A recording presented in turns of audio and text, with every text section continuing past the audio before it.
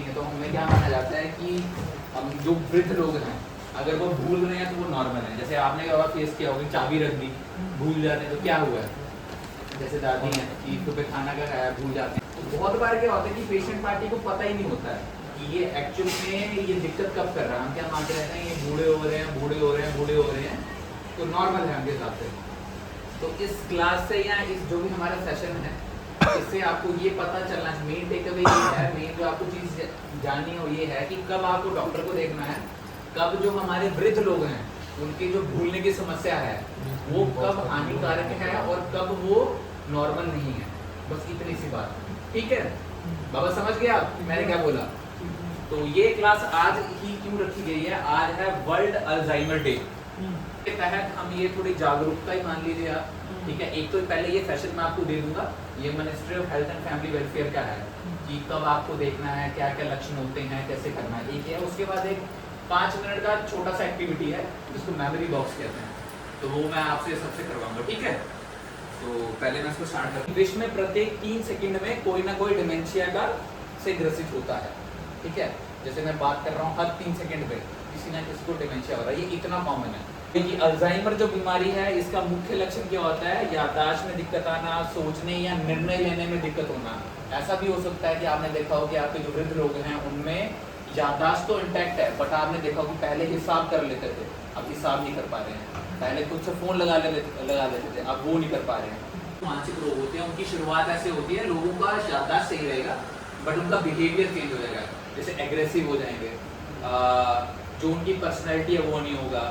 कई लोगों में तो ऐसा भी होता है कि जो उनका सारा आजीवन है बहुत अच्छे से बिताते हैं, बुढ़ापे में जाके गैम्बलिंग, नशा या जुआ खेलने की आदत लग जाती है, तो वो भी बहुत बार कई बार आपका डिमेंशिया है या याददाश्त की दिक्कत का संकेत हो सकता है। दैनिक जो गतिविधि हैं उनको करने में समस्या आना, तो सिर्फ 66% जनता को पता है कि उनको एक्चुअल में दिक्कत है, बाकी जो 33% जनता है उनको पता ही नहीं है कि उनको क्या बीमारी है, क्या करना है, इसका आगे जाके क्या होगा, करने के लिए क्या बचाव कर सकते हैं, घर में किसी और को दिक्कत हो रही है उससे कैसे बचाव कर सकते हैं। कि भारत में जो डिमेंशिया है उसका अभी का स्तर 2.7% है ओवरऑल सभी एज ग्रुप में देखा जाए, और 80 वर्ष के ऊपर वाले जो जनता है, जो भी हमारी 80% से ऊपर वाली पॉपुलेशन जितने भी वृद्ध हैं उनमें ये लगभग 20% लोगों को है। तो अगर आप देखो ऑलमोस्ट 10% ज़्यादा है, यहाँ पे 2.7% है और पूरा पॉपुलेशन का, और जो 80% से ऊपर की जनता है उनमें 20% है ये। हर 5 में से एक बूढ़े को ये दिक्कत होगी,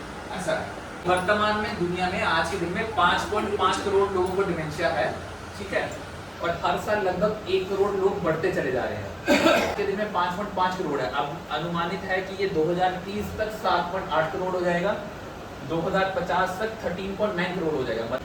25 साल बाद देखो तो ये आपका 200% ग्रो कर रहा है, समझ रहे हैं, तो इतना कॉमन है। इसलिए इसके बारे में जागरूकता होना तो बहुत इम्पोर्टेंट है। पहले वो खुद से अपना जितना भी हिसाब था कर पाते थे, सबसे बात कर पाते थे, अपने फाइनेंसेस अपने हिसाब से संभाल पाते थे, अपने डॉक्यूमेंट संभाल पाते थे। अब वही बंदा जब बेड रिडन हो जाएगा, जब उसको भूलने की दिक्कत हो जाएगी तो उनमें उदासी आ जाती है। और ये देखा गया है कि जो मानसिक रोग वाले बीमार जो मरीज है ना उनमें डिप्रेशन के वो ज़्यादा मरीज रहते हैं। इनके जो घर में वृद्ध लोग हैं अब ये खुद देख रहे हैं कि इनको क्या कर रहे हैं, इनको केयर करनी पड़ रही है, तो there is some sort of mental burden, एक मानसिक तनाव जो घर वालों पे ही आता है। आप सबने फेस किया होगा, अभी सब जो जितने पेशेंट है सब पे मानसिक तनाव आता है कि हमारे बाबा या हमारी दादी एडमिट हैं, हमें केयर करनी है। तो जो अल्जाइमर है वो ना कि सिर्फ आपका जो मरीज है वो उनके घर वालों पर भी एक बहुत बड़ा इम्पैक्ट डालता है।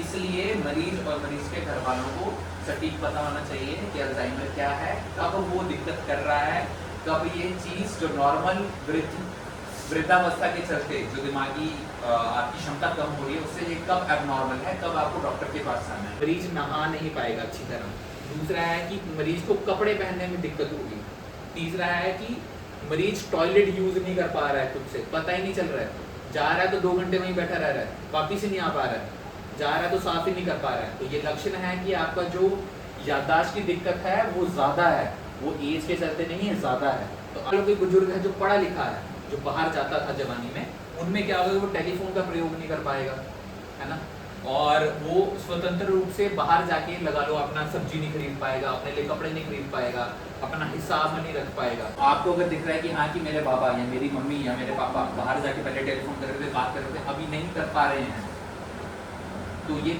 साइन हो सकता है कि आपको एक बार दिखाना।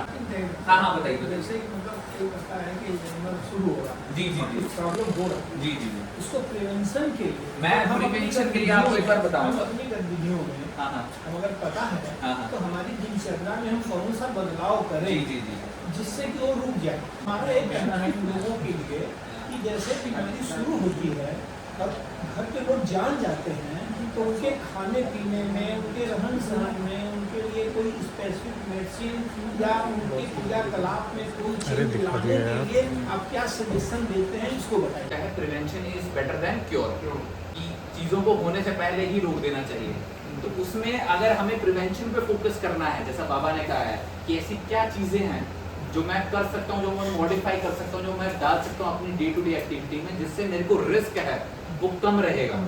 ठीक है, तो उसमें बाबा देखो दो तरीके का रिस्क रहता है, एक है मॉडिफाइबल जिसको बदला जा सकता है, दूसरा है जिसको बदला नहीं जा सकता है, वो आपके जीन्स में है, वो आपकी फैमिली में रन करता है। ठीक है, सबसे पहले मैं इस पे आऊंगा जिस पे हमारा कंट्रोल नहीं है, वो 4 है बेसिकली। आपकी जाति क्या है, दूसरा है आयु, बढ़ती आयु के साथ रिस्क बढ़ता ही चला जाएगा, तीसरा है लिंग, चौथा है कि आपका पारिवारिक इतिहास क्या है। ये तो होगी 4 चीजें जिन पे हमारा जोर नहीं है, जो तय करेंगी कल को हमें डिमेंशिया होगा या नहीं होगा। ठीक है बाबा, मैं आ रहा हूँ उन चीजों पे जिनको बदला जा सकता है। ठीक है, तो सबसे पहला है कि अगर किसी को सिर में चोट लगता है, अगर कहीं जा रहे हैं, जैसे आप स्कूटर चलाते, तो मैं चाहूंगा कि आप रोज हेलमेट पहन के चलें। ठीक है, तो उससे चलना ही नहीं चाहिए। हाँ, उसके बिना चलना ही नहीं चाहिए, चाबी नहीं लगानी चाहिए।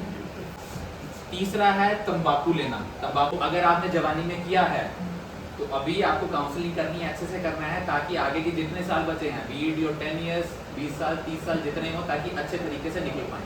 ठीक है, तो तंबाकू को कम करना है। तंबाकू कैसी फॉर्म में, चाहे आप खैनी ले रहे हैं और चाहे आप सिगरेट ले रहे हैं, ठीक जी, छोड़ना चाहिए। और शराब आपका खुद से, अगर आप 20-30 साल पीते हैं, जैसे कि आप पेट में डलकर खाली शराबे पिया, खाना वाना मत खा, तब तक तू अपने वजह जाए उपाय करते रहे। आप 20-30 साल तक शराब का सेवन करते हैं तो विटामिन थियामीन होता है, उसकी शरीर में डेफिशिएंसी हो जाती है, जिसके चलता जो आपका दिमाग है ना वो सिकुड़ जाता है। ये भी देखा गया है कि एक अगर आप एक बूढ़ा है या एक अपना वृद्ध आदमी है, अगर वो बाहर जाके एंगेज हो रहा है एक्टिविटीज में, जैसे बाबा हैं, बाबा एंगेज रह रहे हैं, बाबा जाके अपना जो भी दिनचर्या की कर रहे हैं, अपनी फैमिली को भी सपोर्ट कर रहे हैं, अपने आप को भी सपोर्ट कर रहे हैं, उनमें मानसिक रोग होने का, याददाश्त कमजोर होने का रिस्क कम है। और एक जो मरीज है जो घर पे अकेला बैठा हुआ है, उसमें वो रिस्क ज्यादा है। High BP is a risk factor, मतलब कि जो उच्च रक्तपात चाप है, आप अगर वो रहता है तो उनमें रिस्क ज्यादा है। तो इसके अंदर रहेगा, आपको कल को स्ट्रोक का रिस्क भी कम रहेगा, आपका किडनी खराब होने का रिस्क भी कम रहेगा, आपकी आंख खराब होने का रिस्क भी कम रहेगा, और आपको याददाश्त की कोई दिक्कत होगी नहीं होगी या नहीं होगी उसका भी रिस्क कम रहेगा। तीसरा है डायबिटीज का शुगर कंट्रोल बहुत अच्छा रहना चाहिए। ठीक है, ठीक है बाबा, तो ये कुछ चीजें हैं जिनका ध्यान रखेंगे तो कल को रिस्क कम रहता है आपको मानसिक रोग होने का। ठीक है, जब याददाश्त हमारी सामान्य उम्र बढ़ने से बदलती है और जब ये अल्जाइमर की बीमारी, इनके क्या क्या संकेत हो सकते हैं? तो मरीज क्या बोलेगा, बार बार चीजें खो जाती हैं, बट यहाँ पे मरीज आके बोलेगा कि अक्सर वस्तुएं कहाँ रख दी हैं वो पता नहीं चलता। समझ रहे हैं, दोनों में डिफरेंस है, खोने में और कहाँ रख दी उसमें हाँ, बहुत अंतर है। तो ये बहुत फाइन सा है, सारे नहीं समझ पाते हैं, बट इतना ही है। दूसरा है कि जो सामान्य जिसका उम्र के चलते दिमागी क्षमता कम हो रही है, वो ये बोलेगा कि वो मरीज भूल जाएगा कि किस शब्द का कहाँ प्रयोग करना है, शब्द आगे पीछे हो जाएंगे। बट जिसको अल्जाइमर है, जिसको मानसिक रोग की बीमारी है, उसको बातचीत करने में ही परेशानी हो जाएगी। पता चल रहा है किसी का वहां पे अंतिम संस्कार चल रहा है, वो हंस रहा है, नाच रहा है, किसी को क्या बोलना है, यहाँ खड़े होकर माँ बहन की गाली दे रहे हैं, कहाँ क्या बात करनी है वही आइडिया नहीं लग रहा है, वहां पे वो शब्द भूलेगा। समझ रहे हैं, ये डिफरेंस है दोनों में अंतर है। और जो नॉर्मल जो एजिंग के चलते हुए आपका डिमेंशिया या कुछ आपका दिक्कत होता है, उसमें क्या है कि मानसिक कभी कभी गलत निर्णय लेगा, बट ज़्यादातर समय पेशेंट सेंसेस में रहेगा। उसमें कई पेशेंट अक्सर गलत निर्णय या अनुमान लगा लेगा।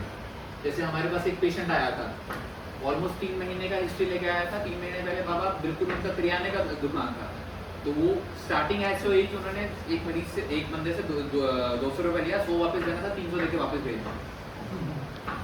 तो यहाँ से पिक हो गया कि हाँ कि बाबा को दिक्कत आ रही है। और सबसे बड़ी जो चीज़ है, जो मैं बार बार बता रहा हूँ, कि जो नॉर्मल एज से चलते हुए जो जिस मरीज को वृद्ध नॉर्मल एज के चलते दिक्कत हो रही है, मानसिक दिक्कत हो रही है, उसमें क्या होगा कि वो अपनी दिनचर्या की जो एक्टिविटीज़ हैं, चाहे वो घर पे हो चाहे वो बाहर हो, वो सक्षम रूप से कर लेगा।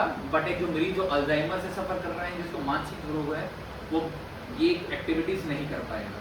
तो ये मेन डिफरेंस है जिससे आप पिन पॉइंट कर पाएंगे कि हाँ कि हमारा मरीज नॉर्मल है या ये कुछ ऐसी चीज़ है जिससे मेरे को एक डॉक्टर का परामर्श लेना। ठीक है बाबा, ये मेरा आज का मेन आपको टेक अवे है। ठीक।